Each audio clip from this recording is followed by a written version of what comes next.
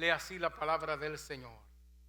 Ten piedad de mí, oh Dios, conforme a tu misericordia, conforme a la multitud de tus piedades, borra mis rebeliones. Lávame más y más de mi maldad y límpiame de mi pecado. Damos gracias al Señor por su palabra y en esta oración queremos orar por Emirda Arroyo, que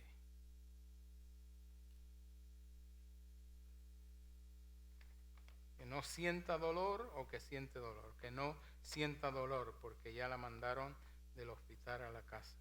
Vamos a orar por ella para que Dios siga poniendo su mano sobre de ella y cualquiera otro que esté enfermo, la mamá de nuestras hermanas Méndez, oramos para que Dios ponga también su mano sobre nuestra hermana Quinteros,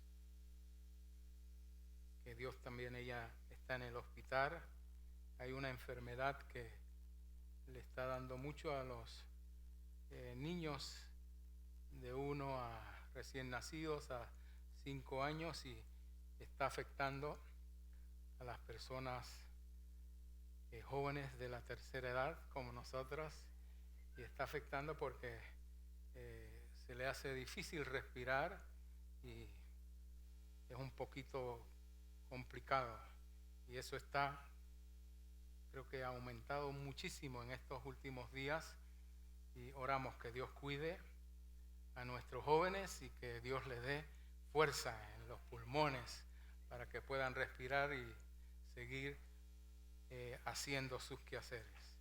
Señor, en este momento te presentamos nuestra hermana Quinteros y todos los enfermos.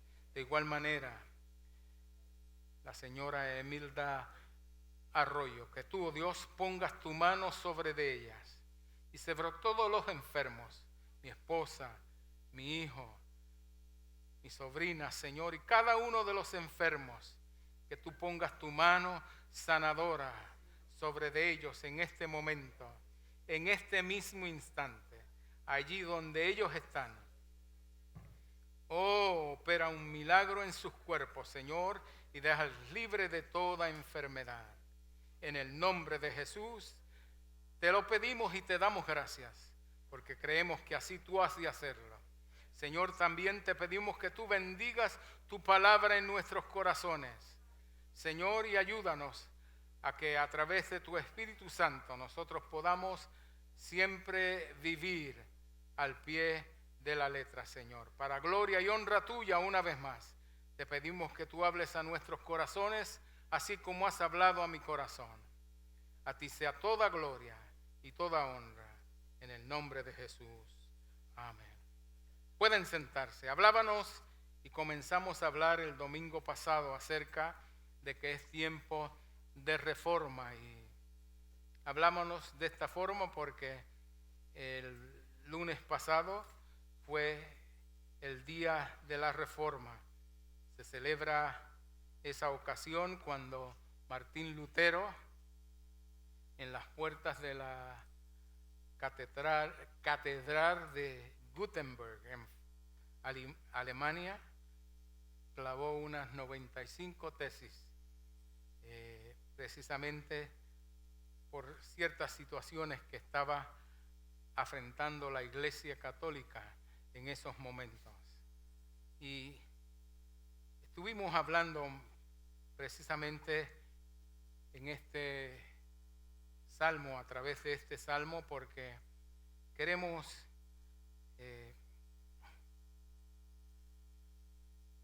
¿cómo podemos decir? Mezclar una con la otra, pero dar a entender algunas cosas acerca del pecado y el efecto en la vida del ser humano. Y hablábamos precisamente en este salmo que algunos lo creen que David lo escribió después de aquella situación que tuvo con Betsabé y después que Natán lo enfrentó con esa situación. Y el salmo habla precisamente el salmista expresando lo que había en su corazón y pidiendo perdón a Dios por lo que había hecho. Y aunque no precisamente, como decíamos, estaba hablando en virtud de ese pecado, porque como decíamos que uno le dijo al pastor que quería arrepentirse del pecado de David, pero el pecado de David no fue solamente el adulterio.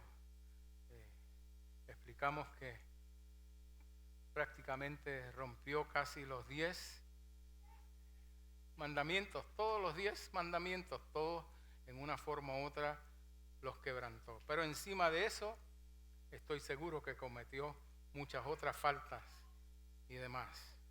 Y hablábamos claramente eso, que cuando leemos el Salmo hay una clara ausencia en la confesión de David, porque él nunca especifica en el Salmo su pecado, sino que habla en virtud de sus rebeliones, su maldad y sus pecados. Y hablábamos que al hacer esto, pues le da al Salmo una aplicación universal, porque no era solamente una confesión para los adúlteros,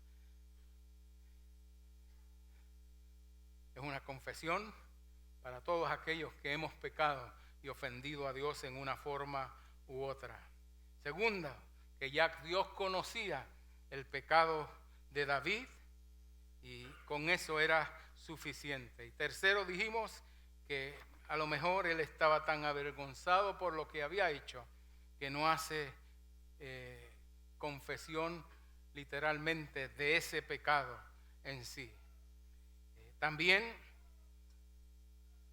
estoy seguro que si David menciona todos sus pecados, obviamente tendría que escribir un salmo más largo que el 119. Y de igual manera no solamente David, todos nosotros. Pero dijimos, segundo, que el pecado muestra la desforma en nosotros. La segunda palabra que él usó para pecado fue maldad, y hebreo da a entender, en el hebreo da a entender un defecto fundamental en el carácter, y ahí él expresa, dice en el versículo 5, he aquí en maldad he sido formado y en pecado me concibió mi madre. Finalmente aquí él llama a lo que hizo como es pecado. No le llamó rebeldía como mencionó en el versículo 1, ni maldad en otro de los versículos, sino le llamó pecado. Y expresa en el versículo 2, lávame más y más de mi maldad y límpiame de mi pecado. En hebreo, pecado aquí quiere decir fallar al blanco. Y también hablamos de la naturaleza reproduciente del pecado, porque un pecado, el problema es que nos lleva a otro.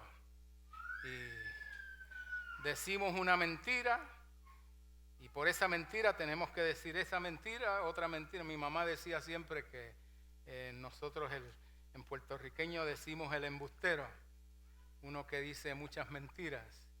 Y ella decía que el embustero tiene que tener buena memoria, porque tarde o temprano lo cogen en una. La historia, y hay veces que cuando cuentan las historias, cuando son mentiras, la historia cambia, porque no puede acordarse. Yo veo en la televisión un programa de una jueza, y ella siempre que hace preguntas a los que están, le dice, míreme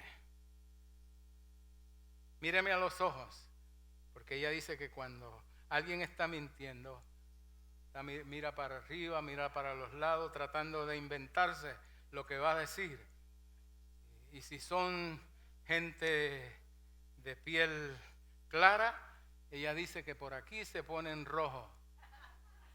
cuando están mintiendo. Pero ella le dice claramente, cuando usted dice la verdad, no tiene ningún problema, sale naturalmente. Cuando usted miente, es que tiene que estar con mucho cuidado. Y tiene que tener muchísimo buena memoria. Y el problema es que el pecado nos lleva de uno a otro. Y explicamos y dijimos, si usted no estuvo el domingo pasado, pues no lo puedo hacer de nuevo, pero explicamos cómo David, en cierta forma, rompió cada uno de los mandamientos. Y ahí fue donde nos quedamos. Y dijimos que el pecado es progresivo.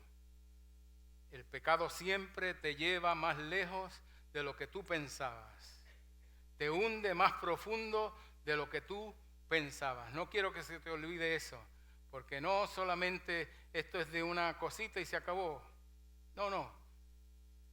Te va a llevar más lejos de eso. Un ejemplo claro lo tenemos en la vida de Sansón. Él creyó que con acostarse un ratito en la falda de Dalila era todo, y ahí una cosa lo llevó a la otra hasta el momento culminante que él lo hizo voluntariamente, que confesarle el secreto de sus fuerzas. Y cuarto, lo que yo llamo cayendo abajo contra permaneciendo abajo. Porque lo malo no es caer en el pecado, sino permanecer en el pecado. Y me recuerdo porque le preguntaron a un viejo pescador en un lago. Un hombre le preguntó, si caigo en este lago, ¿me ahogo? Y el viejo pescador le dijo, solamente si te quedas en el fondo.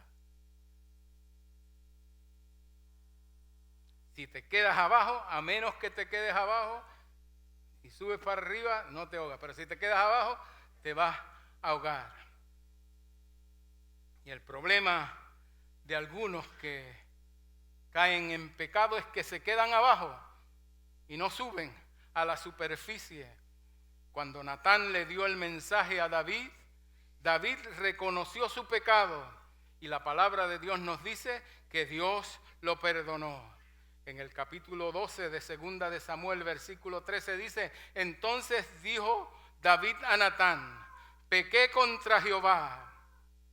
Y Natán dijo a David, también Jehová ha remitido tu pecado, no morirás.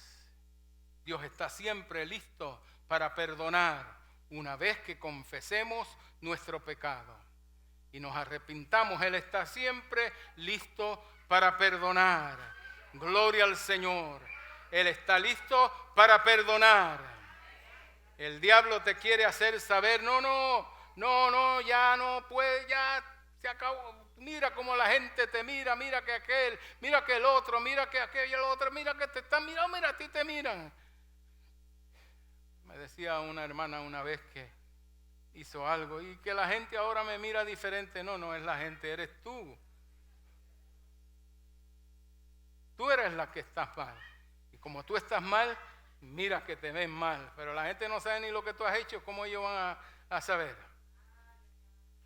El pecado te culpa y arrepiéntete. Porque eso es lo que le decía. Tenía un amigo en el seminario que decía que lo mejor del pecar es la reconciliación. Y los que son casados aquí entienden eso muy bien. Cuando usted ofende a su esposa y después le dice, mira mi hija, ¿tú sabes qué?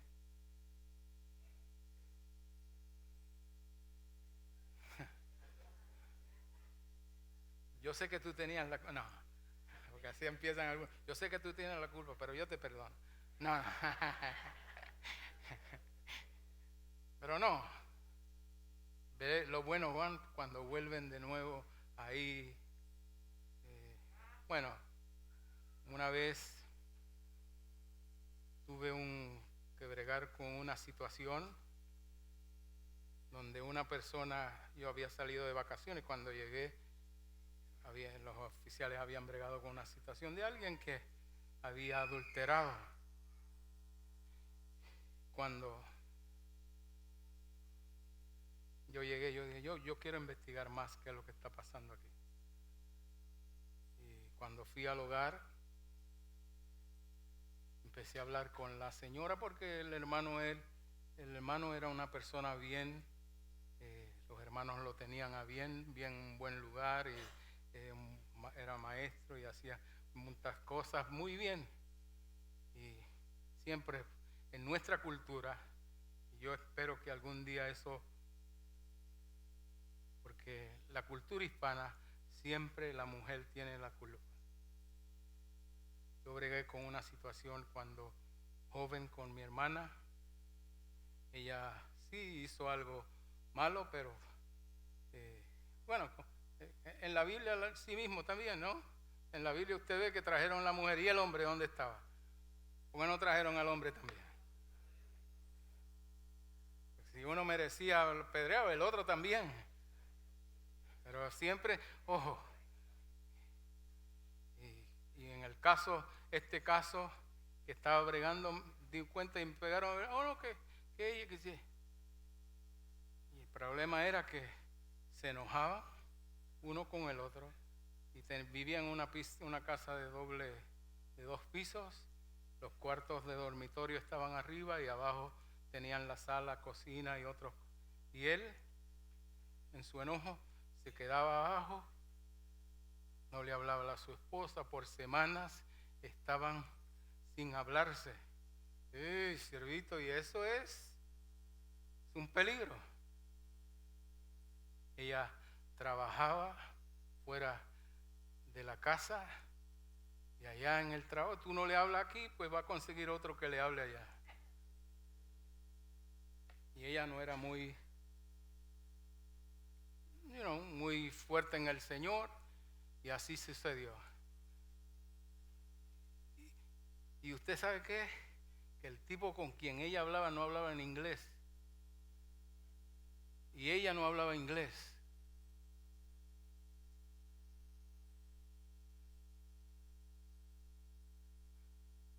No, que ella hizo, hizo. Pero tú abriste la puerta para que llegara.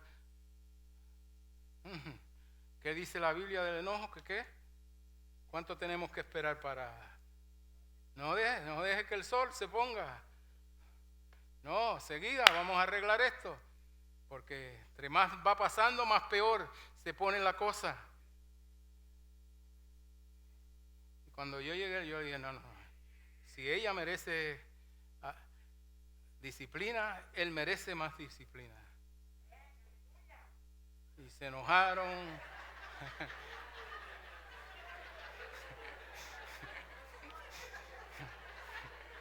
Muy bien.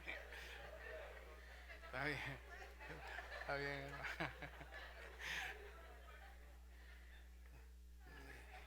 Pero sí, dejamos, porque cuando no confesamos, dejamos que los pensamientos y la mente y siga ahí. Aunque en el caso de David, eso fue lo que pasó, siguió progresando una cosa a la otra, y cuando vino a ver, pero Dios lo bregó enseguida con él, y él le pidió perdón al Señor. El tono del Salmo, cuando leemos algunos versículos de ellos, David reconoce que cayó en una tela de araña de pecado que era más grande que lo que él podía bregar con ello. Llega a un momento y en sus palabras da a entender de la impotencia que él sentía. En el versículo 11 él dice, no me eches de delante de ti. y quites de mí tu Santo Espíritu. Vuélveme el gozo de tu salvación y espíritu noble me sustente. En otras palabras, ya ha llegado a una depresión tal por causa de lo que había hecho. Pero gracias a Dios que llegó a tiempo, porque el pecado, bien dice uno del salmista, Él puso mis pies en piedra, porque si se queda en el fango del pecado, entre más tú tratas de salir, más te hundes. Tienes que confesar, tienes que bregar con Él y decirle al Señor, Señor, perdóname, te ofendí. Ofendemos, hermanos, ofendemos la esposa, el hijo, que muchas veces ofendemos personas, ofendemos.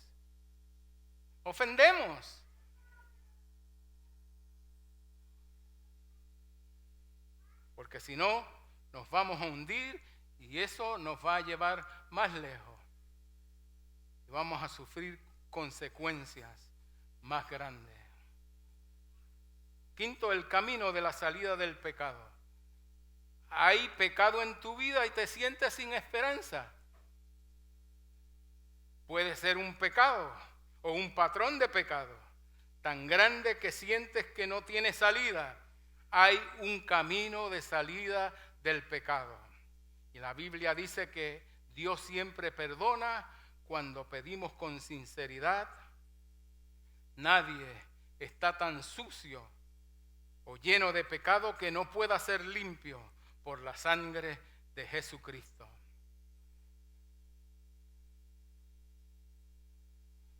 Cuando confesamos y pedimos perdón, siempre Dios está dispuesto a perdonarte.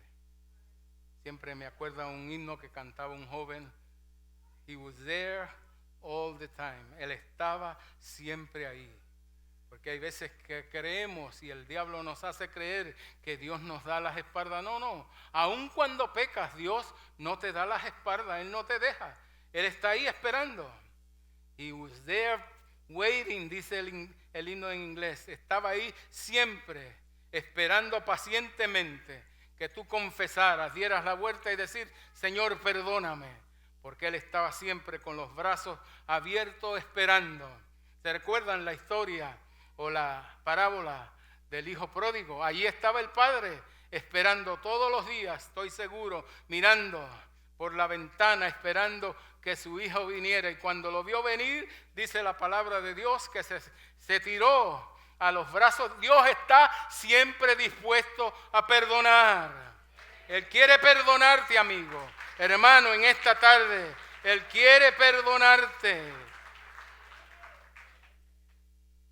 En el Salmo 65, versículo 3, David se regocija y dice, las iniquidades prevalecen contra mí, mas nuestras rebeliones tú las perdonarás. Él comprendió que Dios siempre está dispuesto a perdonar. Dios quiere perdonar. Gloria al Señor. El apóstol Pablo habla a la iglesia, el apóstol Juan le habla a la iglesia y le dice, pero si andamos en luz, como Él está en luz, tenemos comunión unos con otros. Y la sangre de Jesucristo, su Hijo, nos limpia de todo pecado. Si decimos que no tenemos pecados, nos engañamos a nosotros mismos y la verdad no está en nosotros. Si confesamos nuestros pecados, Él es fiel y justo para perdonar nuestros pecados y limpiarnos de toda maldad. Dios siempre está dispuesto a perdonarnos. Abre tu corazón y dile, Señor, perdóname, te ofendí.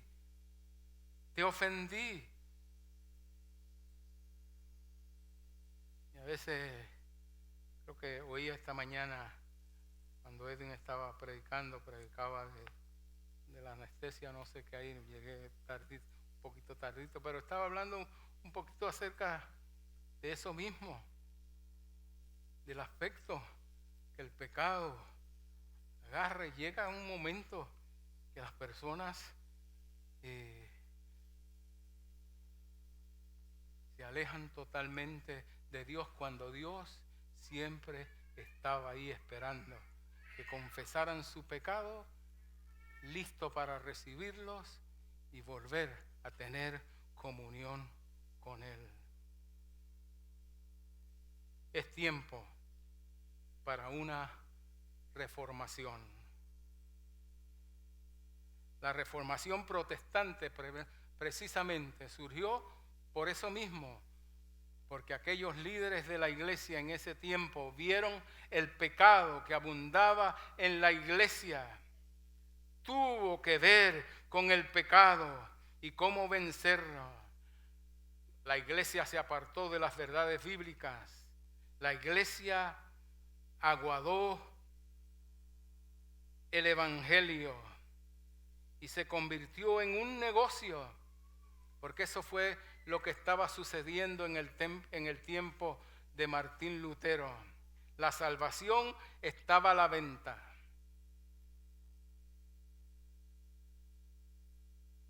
Se establecieron unas indulgencias de diferentes precios, dependiendo del pecado, cómo era. Entre más grande el pecado, pues más pagaba. Y según ellos, pues esto surgió porque la catedral San Pedro en Roma estaba un poquito deteriorada y fue una actividad pro tempore, en otras palabras. Eso es todo lo que estaban haciendo. Y con el fin de levantar fondos, pues decían que cuando una vez que esa ofrenda cayera en la caja de la ofrenda, el pecado quedaba desuelto. Y esa era una de las cosas, no es todas las demás, porque otras de las cosas que enseñaban era precisamente lo que molestaba más a Lutero y Calvino y otros más, en cuanto a la salvación, y que era a través de la iglesia y que guardar ciertas cosas, y aquí y allá, y se volvió una carga que no es lo que la palabra de Dios enseñaba. Sola escritura, decía Lutero, sola escritura, sola gracia, que la salvación la adquiríamos solamente por la gracia de Dios y la fe en Jesucristo y en el sacrificio en la cruz del Calvario, y no era por cumplir ciertas cosas que pedía la iglesia. Era asunto de nuestra fe en Dios. El mensaje era pobre, débil, ignorado por la gente. Y hoy está pasando igual, déjeme decirle, está sucediendo hoy en día igual. Hace poco oía un ministro muy renombrado, no voy a decir el nombre porque no quiero ofender a nadie, lo entrevistaron en un programa de un talk show que le llaman, de conversar, y invitan personas, y lo invitaron y le preguntaron acerca del homosexualismo, que él pensaba, y evadió la respuesta porque él no quería, según él dijo, I don't want to shut, no quiero cerrar las puertas de mi iglesia a nadie.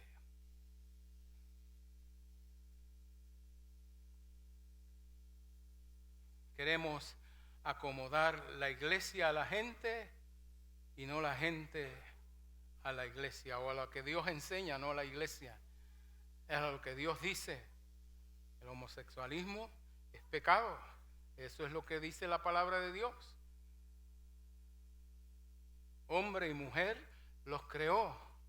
No hay nada entre medio. No hay tantos sexos que se han inventado que ya no sabemos ni cuántos hay, según ellos. La palabra homosexual, hay una iglesia, y no voy a decir el nombre porque no quiero ofender a nadie, porque así como creció, se deshizo. Así como creció, porque creció, era una iglesia que el ministro que la fundó era un ministro de las Asambleas de Dios y se separó de las Asambleas de Dios porque obviamente había algo flojo y levantó un movimiento mundial. Lo voy a decir porque yo estoy seguro que ustedes lo han leído. Hillsong. ¿Se recuerda de Hillsong? Muchas canciones que cantamos, himnos que cantamos nosotros, coritos, los escribieron muchas veces de ellos. Comenzó en Australia y de ahí se siguió propagando por diferentes partes del mundo, pero así tan ligero como creció, se deshizo porque encontraron muchas deficiencias en sus líderes. Querían esconder y esconder. Recuerdo uno de los líderes en Estados Unidos de las iglesias evangélicas, pastor en Colorado, de una iglesia de más de 10,000 personas. Lo mismo, no quieren mencionar y quieren permanecerse neutrales para darlo, porque ahora hoy en día usted ha visto, si no se han dado cuenta, la iglesia no es Iglesia Pentecostal Príncipe de Paz. Ya el nombre quieren quitar el nombre de iglesia porque eso no atrae. Como todo ahora es a través de ¿cómo le llaman? Marketing, propaganda y todo. Pues si tú pones que es iglesia, la gente no va a ir. Ahora es centro de adoración. Y para atraer a la gente y demás. Sí, está bien. Pero esta es una iglesia, no podemos negarla. Aquí ya venimos. La palabra iglesia quiere decir, hay diferentes, pero una de ellas es los llamados juntados. Aquí viene gente que Dios los llama, los salva y aquí nos juntamos para adorar a Dios. Asamblea. Nosotros nos llamamos asambleas de Dios. Me recuerda en un tiempo atrás mi hermano era ministro de la iglesia de Dios y él decía, nosotros no le ponemos apellido a nuestras iglesias porque todas las iglesias ellos le llamaban iglesias de Dios, pero es imposible porque hay que identificarla. Me recuerdo que yo pertenecía a ese concilio y siempre decían la iglesia de Dios del 207 de Johnson Avenue para identificarla de otra. Te le pusieron apellido, quieran o no quieran, para identificarte, pero mejor y qué más bonito que iglesia de Dios, Príncipe de Paz. Yo no creo que haya un nombre más bonito para una iglesia que ese. Precisamente nuestro pastor, cuando llegó a pastorear aquí, cambió el nombre porque esta se llamaba Iglesia Génesis 3:15. Y los que han leído ese versículo saben que eso habla de enemistad pondré entre ti la mujer y la simiente suya. Él dijo, no, eso es pelea, dijo él. Y una vez conocí una señora salvadoreña precisamente. Él ni era pastor en cuanto a eso. Y estaba en un parque y dice que ella le dio un tratado. Y él le dijo, oh, yo soy también cristiano. ¿Y a qué iglesia usted va? Le preguntó él a ella. Yo soy miembro de la iglesia Príncipe de Paz. Y dice él que se le quedó eso en su mente. Qué bonito nombre, Príncipe de Paz. Porque en Guatemala creo que hay una iglesia que se llama Príncipe de Paz. O bueno, en realidad fue en El Salvador que comenzó y después fue por Guatemala. No quiero ponerlos a pelear ahora, guatemaltequeños. Pero comenzó creo que en El Salvador y luego levantaron iglesias en Guatemala, pero en Guatemala había una, o hay todavía, porque todavía existe. Creo que su pastor murió hace unos pocos años atrás, pero era una iglesia grandísima, de más de 10,000 miembros. Antes que hubiera la de Luna y de eso, ya esa iglesia existía y se convirtió en un concilio a través de todo Guatemala y El Salvador. Y él le dijo, qué bonito, cuando llegó aquí, lo primero que hizo fue cambiarle el nombre a nuestra congregación y le llamó Príncipe de Paz. Pero qué pena que ha sucedido, que ahora no queremos ni llamarle al pecado pecado. Hemos cometido falta, cometí un error. David entendió que por más maldades y rebeliones, él comprendió que lo que hizo fue pecar delante de Dios. Porque muchas veces no queremos reconocer que el problema somos nosotros. Tú y yo seguimos viviendo vidas mediocres y continuamos pecando, ignorando nuestros pecados. Tal forma, dice el apóstol Pablo a los hebreos, que tienen sus conciencias cauterizadas. ¿Usted qué quiere decir cauterizadas? Usted sabe que cuando usted coge una escoba y la aprieta y sigue, y llega un momento que se le hace una bolsita de agua y después esa bolsita de agua se convierte en un callo. En otras palabras, ¿usted sabe lo que es un callo?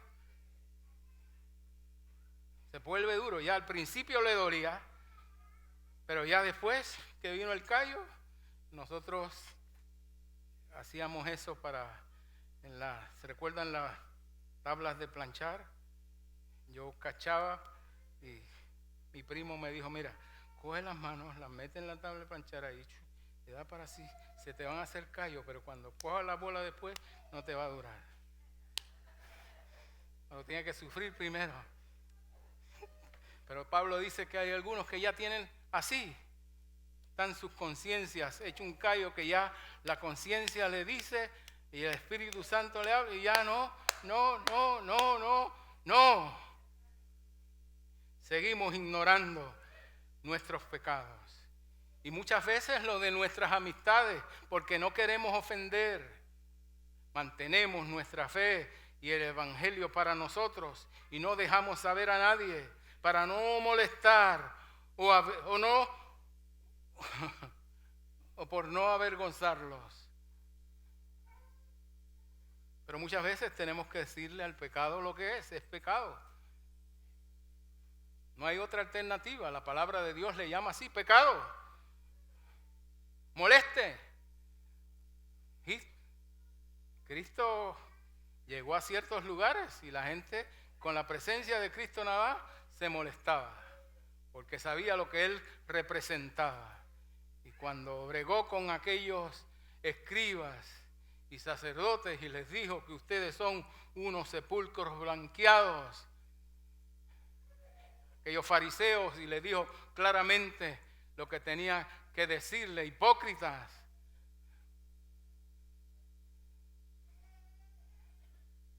La palabra de Dios lo dice como es. Moleste. Y hace falta muchas veces que podamos hablar de esa forma, porque hay gente que creen y que hazme sentir bien y déjame sentirme bien. Sí, queremos que te sientas bien, pero si hay pecado tienes que bregar con él, no puedes seguir ignorándolo. Tienes que bregar con él. Tarde o temprano vas a bregar con él. Cuando leemos y llegamos precisamente como hoy, que vamos a participar de la cena del Señor, el apóstol Pablo ahí habla de tres tipos de creyentes que están ahí. Unos que dice él, débiles, otros enfermos y otros duermen. No es que están en la cama durmiendo, sino que Dios los juzga con tal de que no sean juzgados con el mundo. Dios los juzga ahora. Yo me recuerdo cuando pequeño hablaban mucho de talar. No, que Dios te va a talar y que te va a talar. ¿Se recuerdan? Que te va a talar. Y déjame decirles que eso sucede. Pero lo que pasa es que usted y yo no sabemos. Se murió fulano. Pero mira que si él estaba tan saludable, que si esto y lo otro. Pero allá en su vida personal con Dios. Yo y usted no sabemos lo que estaba pasando. Eso era cosa de ellos. Y hay veces que Dios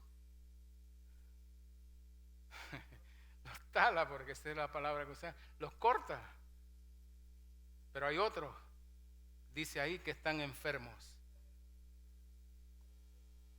Dios juzga nuestro pecado, porque ¿cómo Dios juzga el pecado de sus hijos? ¿Cómo usted castiga a sus hijos? O brega con las faltas que sus hijos le hacen. Usted no le puede decir, mira, vete para la casa del vecino. No, usted tiene que bregar con él. Dios brega con el pecado nuestro como hijos de Dios de una forma diferente al pecador allá afuera, porque no es que nos puede, como algunos creen que Dios está allá arriba con el borrón, y no, mira, lo borró del libro de la Biblia, perdonó, ok, vamos a escribir el nombre de nuevo, pecó de nuevo, lo borramos, se arrepintió de nuevo, lo escribimos y está Dios borrando y escribiendo cada rato. No.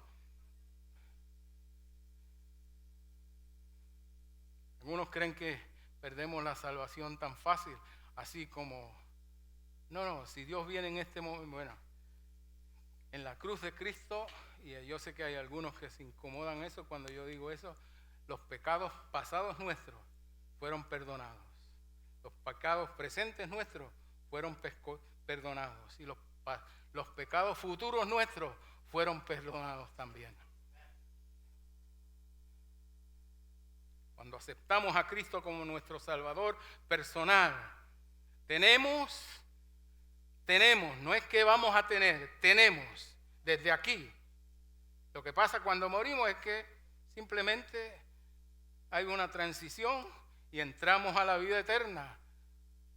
Pero la vida eterna comienza ahora, desde este momento, desde que usted dio su corazón al Señor, la vida eterna comenzó. Por eso es que Él tiene que bregar con nosotros de una forma. Por eso Pablo le habla ahí a la iglesia y le dice en el capítulo 11 de Primera de Corintios, en cuanto a la cena, a los desórdenes que habían, y estaban tomando y cogiendo la cena del Señor como si fuera una demostración quién tiene más y quién tiene menos. Unos comían más y unos comían menos. Y le digo, no, eso no es la cena del Señor. Es para recordar cuando participamos del pan y el vino, lo que Cristo hizo por nosotros y lo que sufrió por nosotros. Pero Dios lidia con nuestro pecado de una forma por eso es que tienes que tener cuidado cómo tú andas y cómo tú te comportas. Sí, porque creemos como dice Pablo, le dice que vamos a permanecer en pecado para que la gracia abunde. No. Creo que cuando hemos reconocido verdaderamente que somos o que fuimos pecadores y que Él nos perdonó, lo menos que queremos es ofender a Dios. Cuando usted ama a alguien, me han oído decirlo muchas veces, cuando usted ama a Dios y ama a alguien, usted no está buscando la forma de cómo ofenderle. Todo lo contrario, está buscando la forma de no ofenderle. Y nuestra vida en el Señor debe ser así. No estamos caminando para ofender, no, estamos caminando para no ofender a Dios. Llegar a un extremo, como decíamos la semana pasada, de una vida enteramente santificada. Que podamos decir, ya no vivo yo, sino que vive Cristo en mí. El pecado ya no se enseñorea de nosotros, que este hombre viejo ya está totalmente crucificado, ha muerto. No, el diablo siempre va a tratar de molestar, porque él no va a dejarte tranquilo. Pero ya estamos tan firmes y fuertes en el Señor que podemos decirle, no. Sigue tocando y te vas a cansar de tocar porque a este corazón no vas a entrar. Ya Cristo vive en mí. Gloria al Señor, soy una nueva criatura. Las cosas viejas pasaron. Gloria al Señor. Empecemos nosotros por amor a Cristo y lidiemos con nuestro pecado por amor a nuestras almas y nuestra comunidad. Porque afecta, tu pecado me afecta a mí, y afecta a los demás, y afecta a la comunidad, aún los inconversos. Recuerdo cuando yo comencé a pastorear, íbamos a comprar la propiedad que estaba atrás, donde está el parqueo y aquella propiedad. Y mi superintendente me llamó y me dijo, no, Robles, no haga nada, porque yo llevaba, eso fue en el 83, llevaba como 4 años pastoreando. Me dijo, no, yo quiero ver lo que tú vas a hacer. Espérame, ya habíamos hecho todos los contratos, habíamos todo lo demás. Y me recuerdo que íbamos, como no había acceso para la propiedad, tuvimos que dar la vuelta al bloque y llegar allá. Y cuando él vio, él vio la propiedad y dijo, eso, olvídate de eso. A ojos cerrados, cómprala. Pero cuando volvíamos para atrás, nos paró una señora que yo ni consejo y sabía quién era. Y me dijo, no sea como fulano de tal, me dijo.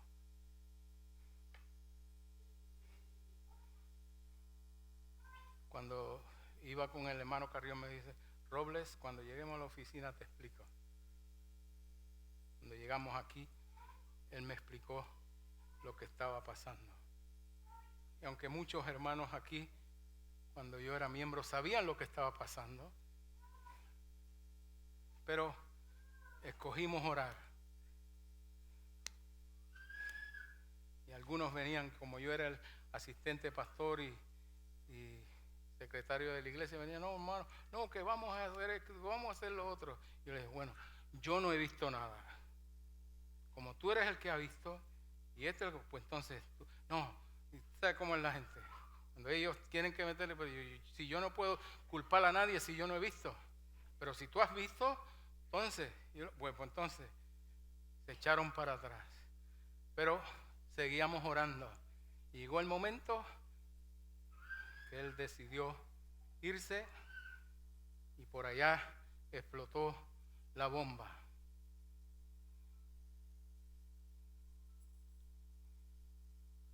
Qué pena que por causa de uno el evangelio sea estorbado, por causa mía, por causa suya, porque no nos comportemos bien.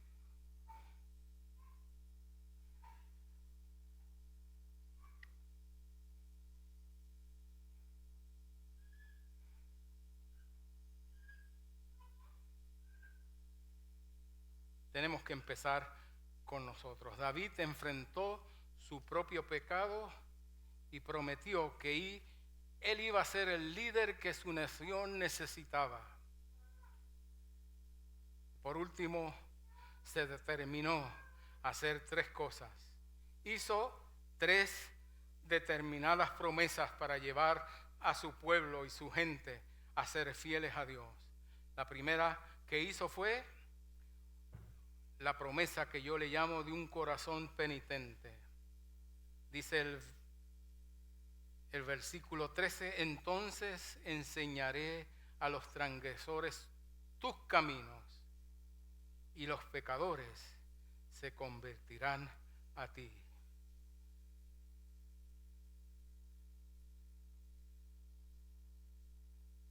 No podremos decirle a nadie nada hasta que nosotros tomemos el primer paso.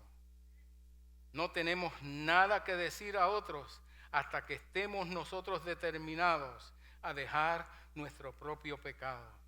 Y déjeme decirle que una de las cosas peores que ha hecho el COVID es que la gente se ha acomodado a tal forma, y con la excusa que no quiero contaminarme, que si esto y lo otro, lo usan de excusa. Simplemente excusas. Porque si no salieran de su casa yo lo comprendo.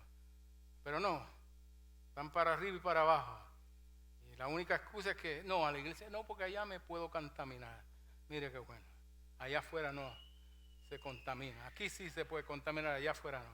Cuando va al supermercado no puede contaminarse. Cuando va a las tiendas no puede contaminarse. Cuando camina por el mall no puede contaminarse. Pero aquí en la iglesia sí puede. Mire qué bueno, siga durmiendo de ese lado.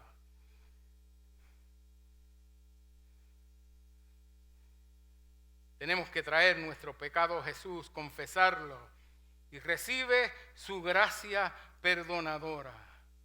Una llama será encendida dentro de nosotros que nunca se apagará y no podremos quedarnos callados. Porque una vez que experimentamos la gracia y el perdón de Dios en nuestras vidas, no podemos quedarnos callados. El pecado ha destruido vidas. Hay cicatrices, relaciones rotas, memorias que son desagradables, difícil de perdonarnos a nosotros mismos. Y siempre, como decía David, el pecado está siempre delante de mí. Pero cuando hemos sido perdonados, entonces podemos ofrecer ánimo y valor y entender que hay gracia en Jesucristo para que todos nuestros pecados sean perdonados. Gloria al Señor. Todavía Jesús perdona. Gloria a Dios. Segundo, David hace la promesa de lo que yo llamo la lengua cantora. El versículo 14 dice: líbrame de homicidios, oh Dios, Dios de mi salvación. Cantará mi lengua tu justicia. Martín Lutero dijo en cierta ocasión: nada mete más miedo al diablo que un cristiano cantando. Aunque hay algunos cristianos que meten miedo, pero es por la voz fea que tienen, pero no que cantan. Tenemos de vez en cuando. Eso nos pasa. Pero sí, hay en el dolor, escribía cuando yo era joven cantaba un himno en el dolor. Yo sé que la Biblia dice que cuando estemos en aflicción que hagamos oración, pero ella decía en su himno: en el dolor es mejor cantar. Tiene que haber algo en el cántico, porque usted sabe que todos nuestros cultos comienzan con cánticos. Cuando Pablo y Silas estaban en la cárcel, ¿qué hicieron? Cantaron himnos. Cante, no se quede callado. Gloria al Señor, especialmente cuando hemos experimentado el perdón de Dios en nuestras vidas. Cante, hay razón para cantar. Aleluya. Mi mamá decía que cuando el gallo no canta, ¿qué tiene? Algo tiene en la garganta. Cuando no canta y usted viene al culto y ya está ahí quieto, hay que cuestionarse. ¿Qué mejor lugar para alabar a Dios y abrir nuestros pulmones y decirle gloria a Dios a través de los cánticos? Porque nosotros no escribimos himnos. No tenemos la inspiración para escribir himnos tan bonitos que muchos han escrito, y expresamos a través de las palabras de ellos lo que hay en nuestro corazón. Aleluya. Y cuando hemos sido perdonados, lo cantamos con gozo, lo cantamos de lo profundo de nuestro corazón. Gloria al Señor. En nuestra oración privada, muchas veces una de las mejores formas de empezar a orar es empezar a cantar. Canta. Y al momento que está el cuerpo cansado y tú dices: qué bueno, y empieza uno a orar y a hablar con el Señor y demás. Finalmente, David prometió: Señor, dice el versículo 15, abre mis labios y publicará mi boca tu alabanza. Y aunque cantar es alabar a Dios, pero es muy diferente. Porque cuando usted canta, casi siempre es porque hay disposición de cantar. Pero para alabar no tiene que estar las cosas bien. Sin zapatos, con zapatos, podemos alabar a Dios. Alabar es reconocer lo que Él ha hecho y hacerlo público. Cuando llegue aquí, hermano, ejerza Abra sus labios y alabe a Dios. Tiene oportunidad. Porque si usted va por la calle gritando, lávame Señor y límpiame, el Señor está. Pero aquí nadie le va a decir nada.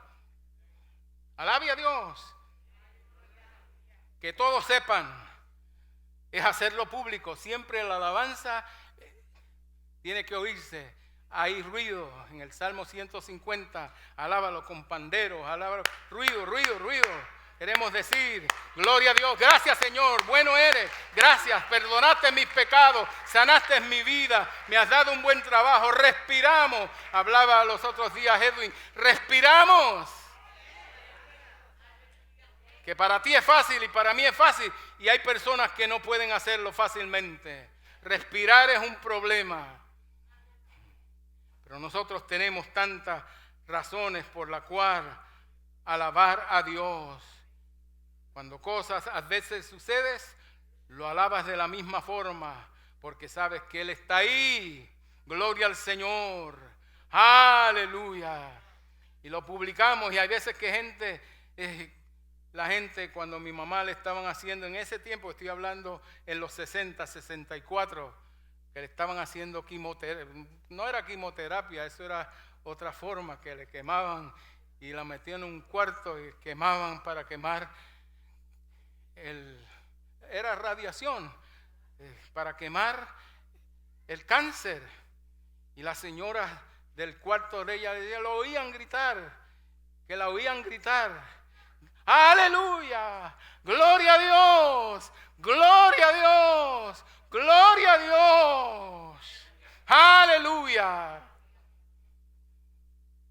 Porque cuando usted ama a Dios y está agradecido con Él, no es por las circunstancias, gloria al Señor, es porque Dios es Dios. En medio de todas las circunstancias, Él sigue siendo Dios. Él merece nuestra adoración. Él está ahí. En otras palabras, Él es el centro de tu vida. Por Él y para Él vivimos. Públicalo, dile a otros, comparte tu fe. Es tiempo para una reformación. Ella no comienza en la organización o en una denominación, comienza en cada uno de nosotros, abriéndonos y prometiéndoles que perdone y limpie todos los pecados. Ayer estaba oyendo, mientras estaba estudiando, puse unos himnos y entre ellos hubo uno que nunca había oído. El nieto, cada vez que cambia los himnos, los pone y pone himnos nuevos. Y había uno que decía, y yo me recuerdo de esos tiempos, donde se lloraba en el altar. Ahora queremos hacer sentir también la gente que muchas veces siguen en ese constante pecar y ofender a Dios. Pero recuerdo que habían tiempos donde la gente venía, se levantaban. Yo me recuerdo en mi iglesia cuando yo era jovencito, yo era un niño, vi un señor que el pastor le dijo, ¿vienes? Desde el púlpito lo señaló, ¿vienes?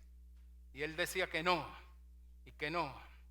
Y de momento se levantó y usted veía que parecía que alguien los estaba empujando, porque así como aquí tenían bancas así, y él iba por cada banca, aguantándose de la banca y no podía, nadie había detrás de él. Nadie había detrás de él. El Espíritu Santo lo estaba empujando y empujaba y se aguantaba de la otra banca y ahí seguía hasta que se llegó al altar y empezó a gritar y a llorar ahí.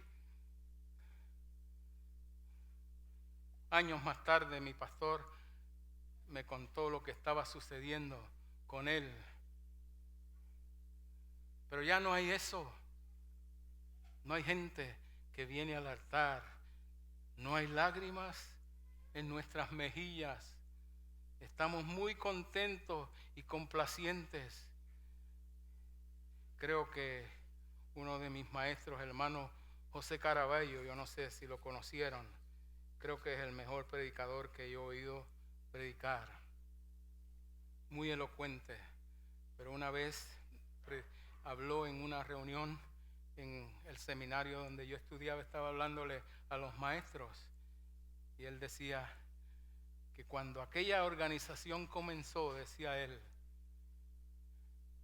el líder que estaba allí, cada vez que se reunían para orar, era un tiempo de lloro delante del Señor. Pero ahora nos hace falta llorar un poquito y venir más humildes delante de la presencia del Señor. Nos creemos que nos merecemos y en cierta forma sí nos merecemos por lo que Cristo hizo, pero no por lo que somos. Lo merecemos porque Cristo lo ganó por nosotros. Pero a Él tenemos que ir en humildad, con lágrimas en nuestros ojos, con un corazón arrepentido. Fue después que David enfrentó su propio pecado que pudo decir: haz bien con tu benevolencia a Sión, edifica los muros de Jerusalén. Entonces te agradarán los sacrificios de justicia, el holocausto y ofrenda de todo quemada. Entonces ofrecerán becerros sobre tu altar. Una vez que hemos fregado con esa situación, nuestro servicio y lo que hacemos para Dios es un olor suave ante Él. Se agrada de todo lo que usted haga, porque primero tiene que agradarse. Por eso a veces dicen, vamos a orar por la ofrenda. La ofrenda no hay que orar por los que ofrendan. La ofrenda no hay que orar, hay que orar por el que ofrenda, que cuando ese dé esa ofrenda, la dé con un corazón agradecido. Ese fue el problema de Caín y Abel. Dios no era que es que Él vio el corazón, es lo que Él está mirando. Él ve lo que hay dentro de ti y lo que hay dentro de mí. Esta reforma puede comenzar y usted puede ser el que la comienza. La reforma protestante comenzó, algunos creen pero ya cuando usted lee la historia entiende que antes de Martín Lutero hubieron otros que protestaron. Juan Calvino, Huldrych, Zwingli, John Knox y otros estuvieron dispuestos a entregar sus vidas, porque muchos de ellos murieron como herejes defendiendo la verdad del Evangelio. ¡Aleluya! Cuando a John Hughes, cuando lo fueron y lo pusieron en la hoguera, que iban a aprender, el que iba a aprender estaba velado por allá, no quería hacerlo frente de él y le dijo, no tienes nada de a que avergonzarte delante de mí, avergüénzate delante de Dios. Ahí prende lo que tienes que prender y prendieron la hoguera, se quemó. ¿Cuántos de ellos pasaron por defender el Evangelio? Dios tenía un plan con cada uno de ellos y el Espíritu Santo los usó, y Dios tiene un plan contigo y conmigo. La reformación puede comenzar hoy contigo y con todos nosotros. Comienza en el altar. Hoy es día de sentarnos a la mesa del Señor y participar de la cena del Señor. Qué mejor oportunidad de reforma. Digámoslo como dijo David en el verso 2, lávame más y más de mi maldad y límpiame de mi pecado. La palabra en hebreo para lávame ahí quiere decir amasando. Y ahora cuando estaba leyendo esto últimamente me recuerdo que oí una vez a predicar un amigo mío y él le decía al Señor, ya llévame como las mujeres llevaban la ropa a lavar al río. ¿Y usted sabe qué hacían ellas? Así como el pan, lo hacían una masa. ¿Se acuerdan ustedes? No, hay algunos de ustedes. No se acuerdan, ya se olvidaron de eso. No, está bien, las lavadoras ustedes. Pero yo me recuerdo cuando yo pasaba por el río, porque a mí, a menos que mi mamá estuviera conmigo, no dejaban pasar ni por el río. Y habían unas piedras grandotas. Y las mujeres cogían la ropa, le untaban jabón y la hacían como una masa, como pan, como una masa de pan. ¿Y usted sabe qué hacían después? Con una paleta. ¡Pan! ¡Pan! Y mi amigo decía, Señor, hazme así. Cógeme. Y el salmista ahí quiere decir eso.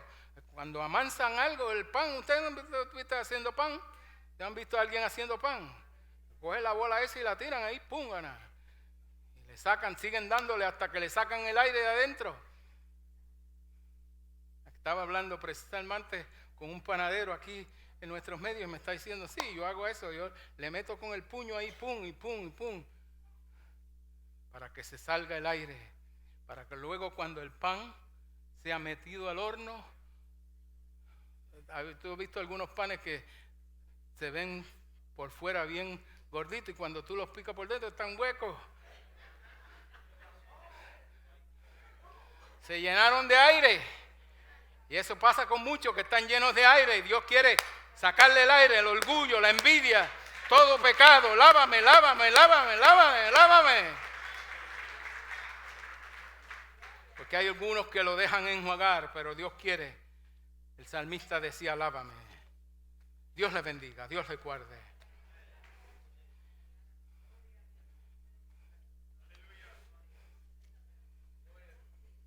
Voy a invitar a los oficiales a pasar al frente. Vamos a estar en pie. Y mientras ellos preparan los